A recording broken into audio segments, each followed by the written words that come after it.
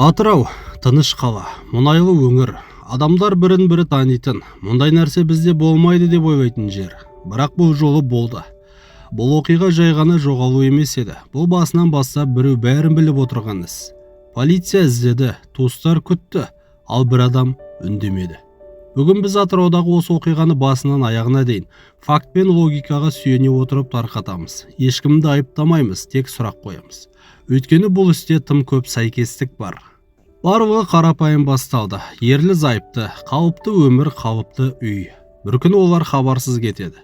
Телефоны өшірулі, үйде ешқандай күрес ізі жоқ, құжаттар орнында.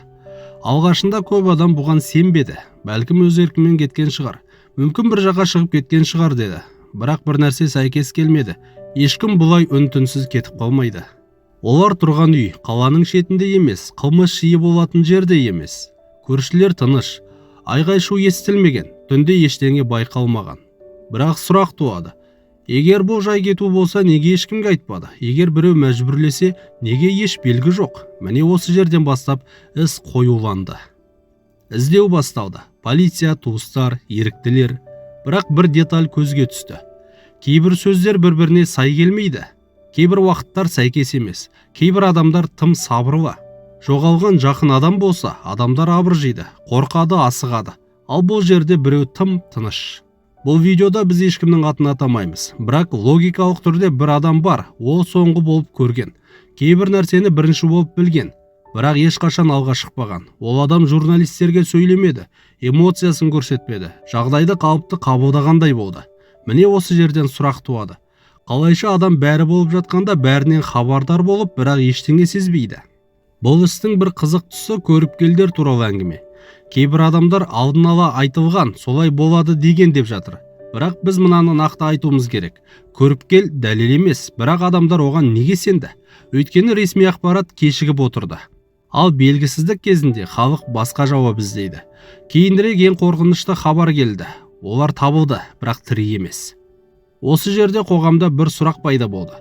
Егер бұл қылмыс болса, неге басына солай қаралмады? Егер біреу білген болса, неге үндемеді? Бұл жерде білмеу емес, кеш айту трагедияға айналды. Енді бәрін қайта қарап көрейік. Соңғы байланыс, уақыт сәйкестігі, оғаш тыныштық, сәйкес келмейтін жауаптар. Біз бір ғана қорытындыға келеміз. Бұл істе бір адам басынан бастап бәрін білді, бірақ неге үндемеді? Қорқты ма? Өзін қорғады ма? Әлде бәрі ашылады деп ойлады ма? Бұл видео ешкімді айыптау үшін емес, бұл видео ойлану үшін. Өйткені бүгін олар, ертең басқа біреу. Ал үнсіздік кейде ең ауыр қылмысқа айналады. Егер сен бірдеңе білсең, уақытында айту бір өмірді сақтап қалуы мүмкін. Бұл істе көп көзге түспейтін, бірақ ең маңызды нәрсе уақыт. Қай уақытта соңғы рет көрінді, қай уақытта хабар үзілді, қай уақытта біреулер бірдеңе білгендей әрекет етті.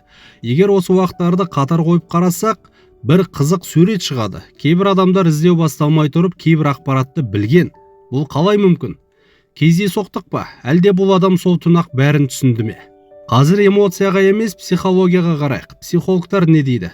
Егер адамда қатты стресс болса, эмоциясы шығады, қорықса қателік жібереді. Ал бірдеңені жасырып отырса, тым сабырлы болады. Міне осы жерде біз қайтадан сол үнсіз адамға ораламыз. Ол жыламады, асықпады, бәрі жақсы болады дегендей жүрді. Бұл табиғи емес. Көп адам ойлайды, үндемесе кінәлі деп. Жоқ, кейде адам үндемейді, себебі өзі де қорқады, өзін қорғақсы келеді. Немесе шындықты айту өзіне қауіпті. Бірақ заң мен өмірде бір ақиқат бар. Үндемеу қылмысты тоқтатпайды. Кейде үнсіздік қылмысты аяқтауға мүмкіндік береді. Бұл оқиға неге бүкіл елге тарады? Себебі бұл байдың да, кедейдің де басына түсуі мүмкін. Бұл көрші үйде болған трагедия. Бұл менің басыма келмейді деген иллюзияны сындырды. Атырау емес, кез келген қала болуы да мүмкін еді. Айыптау емес, тек сұрақ. Неге басында басқа нұсқа қаралды? Неге кейдерек кеш жарияланды? Неге кей адаммен терең жұмыс жасалмады? Бұл сұрақтар бір адамға емес, жүйеге. Егер сол адам бірінші күні сөйлегенде, сол ақпарат ертерек айтылғанда, сол түнде біреу қорықпай сөйлегенде, бәлкім нәтиже басқаша болар ма еді? Бұл ең ауыр бөлім. Себебі бұл қайта оралмайтын уақыт. Бұл істен шығатын бір ғана сабақ бар. Қылмыс көбіне айқаймен емес, тыныштықпен жасалады. Ең қауіпті адам ашулы емес, үнсіз адам. Бір ауыз сөз кейде өмірді сақтайды. Біз осы видео бойы бір адам туралы айттық, атын атамадық, бет-жүзін көрсетпедік, бірақ логикамен жүрдік. Енді бәрін жинақтайық. Бұл ең соңғы болып олармен байланыста болған адам. Бұл кейбір деректерді полициядан бұрын білген адам. Бұл жоғалу кезінде емес, нәтиже шыққанда ғана сөйлей бастаған адам. Ол басынан бастап тым тыныш болған адам. Жоқ, бұл бөтен біреу емес, бұл кездейсоқ куәгер де емес. Бәрін біліп тұрып үнсіз қалған ең жақын ортадағы адам. Көшедегі біреу емес, бейтаныс адам емес. Сол үйге, сол өмірге, сол күнге ең жақын тұрған адам. Неге ол үндемеді? Себеп біреу ғана болуы мүмкін. Шындықты айту өзіне қауіпті болды. Уақыт ұтамын деп ойлады. Бәрі басқаша шешіледі деп сенді. Бірақ бір нәрсені ескермеді. Уақыт қылмысты жуып шаймайды, уақыт оны ауырлатады. Біз бұл видеода ешкімді ресми түрде айыптамаймыз, соттың орнына үкім шығармаймыз. Бірақ логика мен фактілер бір нәрсені анық көрсетеді.